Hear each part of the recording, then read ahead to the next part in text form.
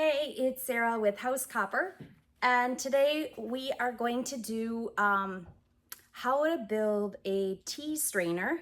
So this is a custom order. I am not 100% sure how it's going to work. I am going to be using some of that copper mesh I showed in a different video.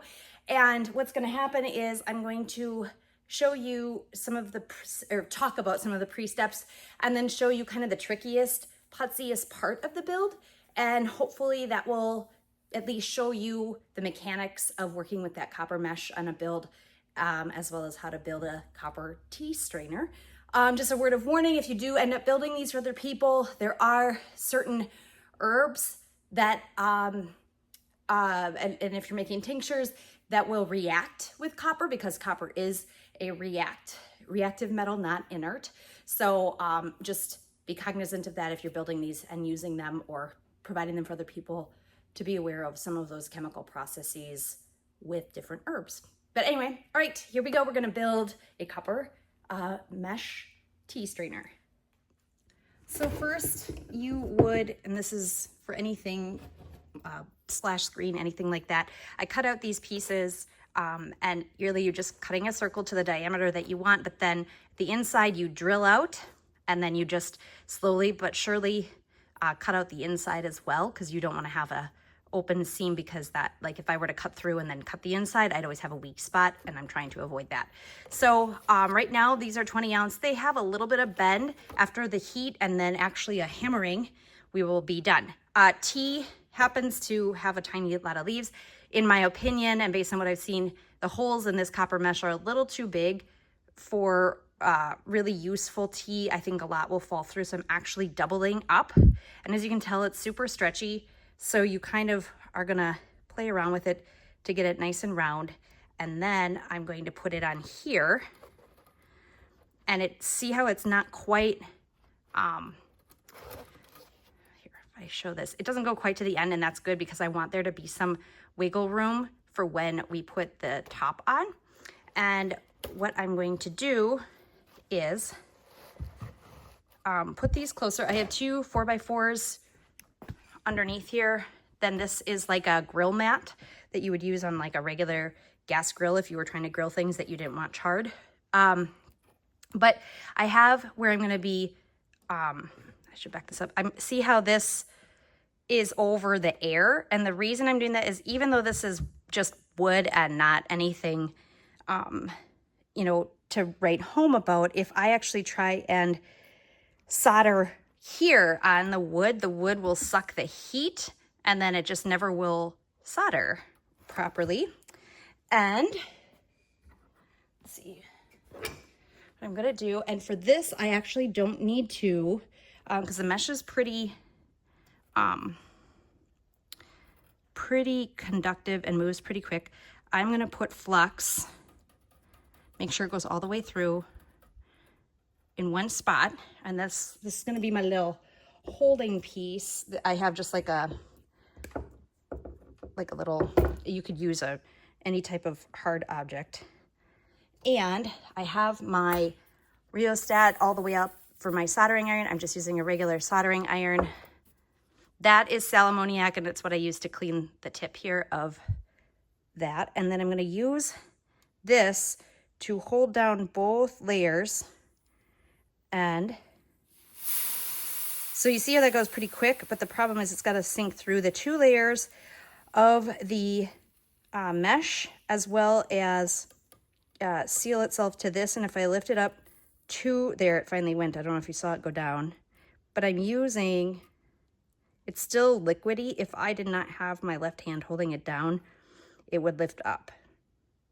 So there you go. And now what I'm going to do is like do 4 corners. So I'm going to go across from where I just went, and I'm going to repeat that process. And then I'll do it on the opposite and kind of do, you know, opposite, and then fill in the blanks, kind of, as it were.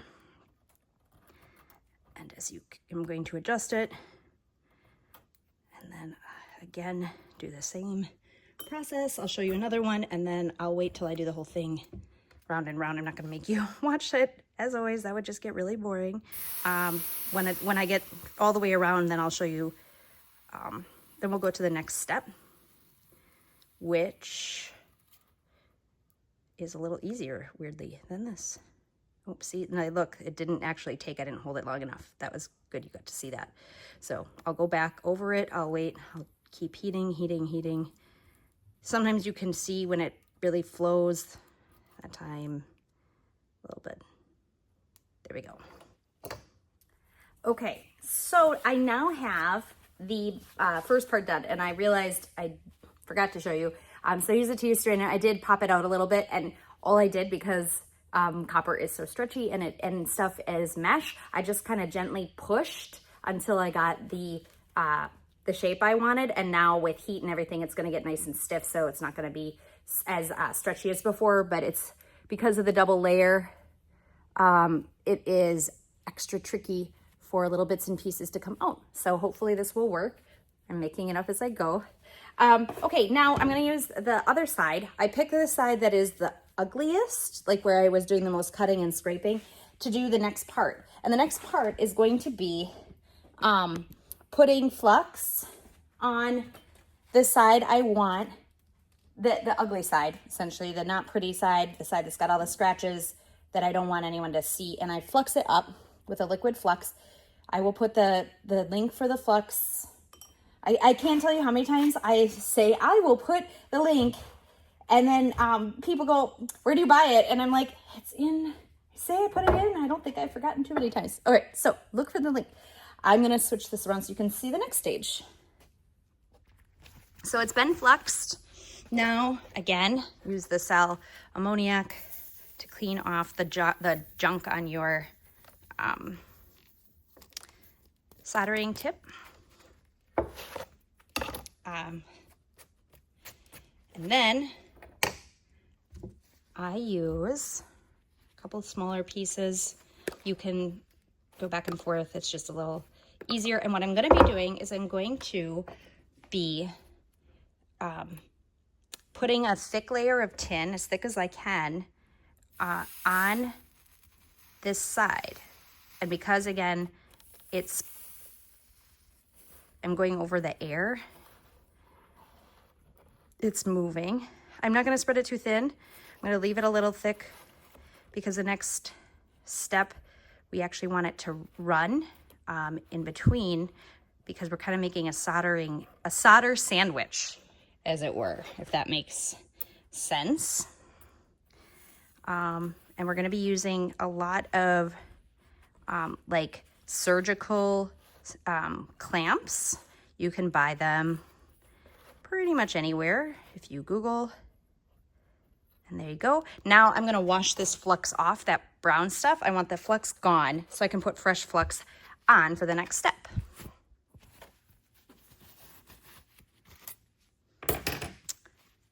Now I am going to reflux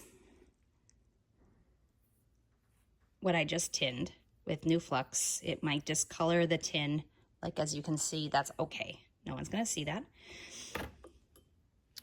And then I'm gonna take my other half and I'm going to also flux the opposite side. So everything will hopefully smash together nicely.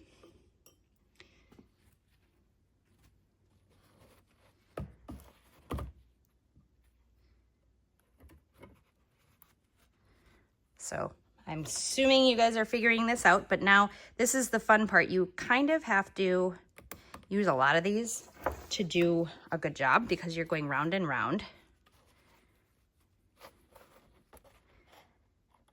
And you're trying to, I actually ended up using at least 4, sometimes 5, depending on what I'm doing. Actually, I think I might be safe with 4 this time. I was using 5 on something else earlier. So the first place I'm gonna go is where I'm the tightest. And this is where you're gonna use, oh, actually, here's a 5th. Let's do it. Why not? I have it. Then we can go all the way around. So see how tight that is? And then you're gonna use your torch, not your soldering iron now. And I'm going to run this until I see, I don't know if you're gonna be able to see it go down, but I'm watching for solder to run. I hope you saw it. Oh, I hope you saw it. Like right there. See how that solder ran? I'm not gonna remove the clamps right away because it will pop apart, but I'll kind of keep going around.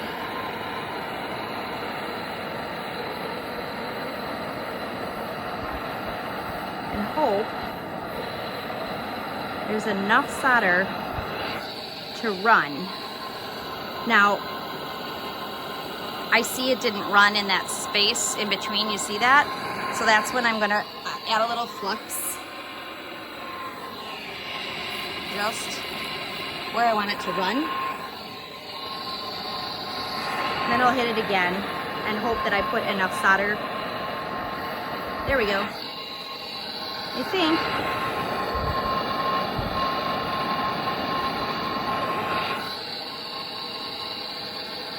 To close that up. Because obviously you kind of are trying to waterproof this on the edges. So now I will start going round and round, and I will clamp other areas. And the clamps kind of act as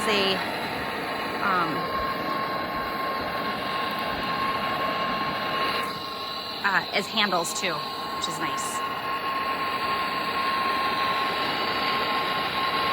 So, round and round we go until we're done.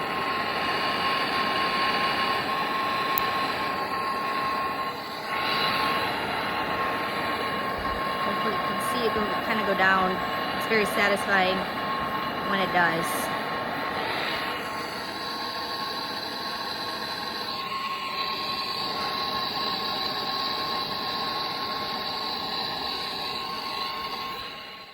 All right, next I'm going to hammer this just to harden the metal. It's not gonna smash the two pieces together, but what it's gonna do is it's gonna work harden the copper. And it's also gonna kind of shape the tea strainer into a tea strainer a little bit more. So there we go, and it just, I can feel the hardness of the metal now that it's just been hammered with the rawhide. You don't want to do anything else because it'll leave marks. Okay, it's time to make the handle, which is just going to be made out of copper wire, and get that done. First, I'm going to kind of eyeball this piece of copper wire. I'm going to shape it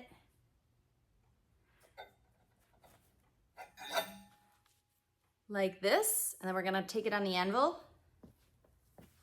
Over here, you get to just come with me. It's like you're actually in the shop.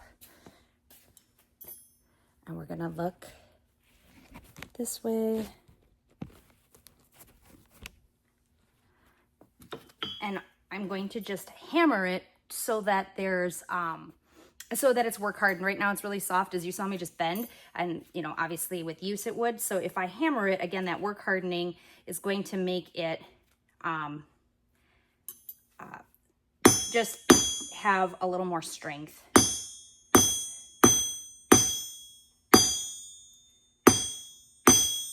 And it doesn't need to be a lot.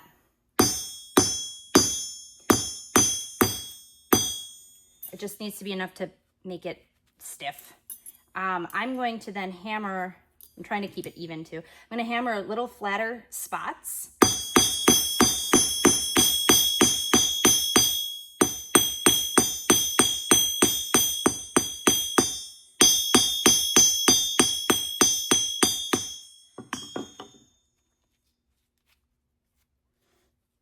And tighten it up just a little.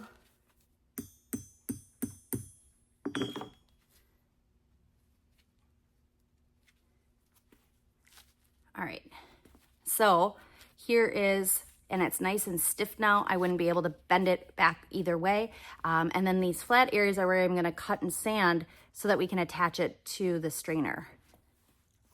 Now we're gonna kind of do the same thing where we're gonna prep one piece in order to get it to attach to the other. Clean my iron. I'm going to, and I will be able to just do this by itself. So I fluxed it and it runs pretty quick, but I'm leaving like a pile. If you can see, there's like a pile on there, and I want that so that it runs really nicely once I decide to attach it here. And that is gonna happen right there. But this time now, I have to use the torch again. Oop, sorry, this thing is on everything. There we go. I want to make sure you can kind of see what I'm doing.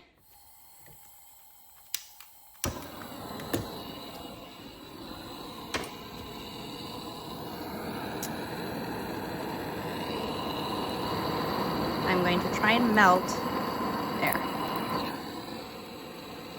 That's the wood smoking. And now I'm actually going to use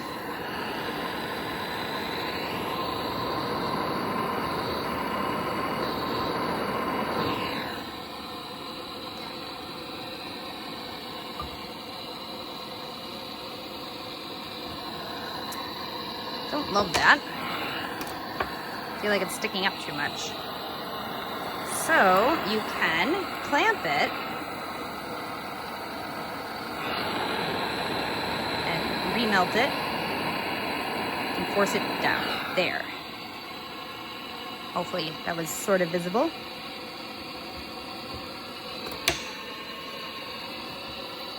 And just because I don't love that there's like an unevenness right there, the wire is really kind of sparse. I'm going to, oh my goodness, decorate it. A little extra tin for a little extra strength.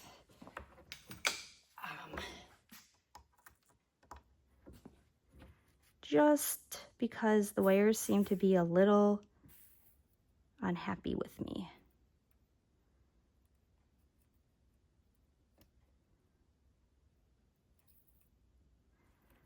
I just because that one spot, the wire was sticking out a lot and I didn't love that. So, but on this side, it's okay. So, all right. There we go. We have a tea strainer to the dimensions she asked. All right, tea strainer that hopefully will work. She wanted one that was 4 inches in diameter, so it is.